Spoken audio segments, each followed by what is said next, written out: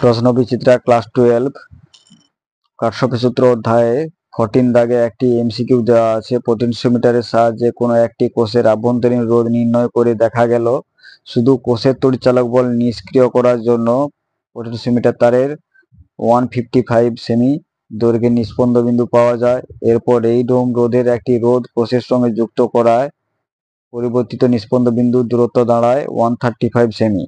কোষটির আভ্যন্তরীণ রোধ হবে option A 2.51 ohm, option B 1.18 ohm, option C 6 ohm, option D 1.56 ohm. এখানে প্রথমে শুধু কোষটিকে যুক্ত করলে, অর্থাৎ কোষের সঙ্গে রোধ না যুক্ত করে শুধুমাত্র কোষটি যুক্ত করলে সেক্ষেত্রে কোষের তড়িৎচালক বলকে নিস্পন্দ করতে বা প্রশমিত করতে নিস্পন্দ পাওয়া যায় 155 সেমি দূরে। এটিকে আমরা L1 ধরি। L1 সমান 155 সেমি। আবার কোষের সঙ্গে সমান্তরালে একটি 8 ওহম রোধ যুক্ত করলে তখন কোষের বিভব প্রভেদকে প্রশমিত করার জন্য নিস্পন্দ পাওয়া যায় L2 সমান 135 সেমি দূরত্বে। সুতরাং কোষটির আভ্যন্তরীণ রোধ হবে R সমান L1 by L2 minus 1 into R।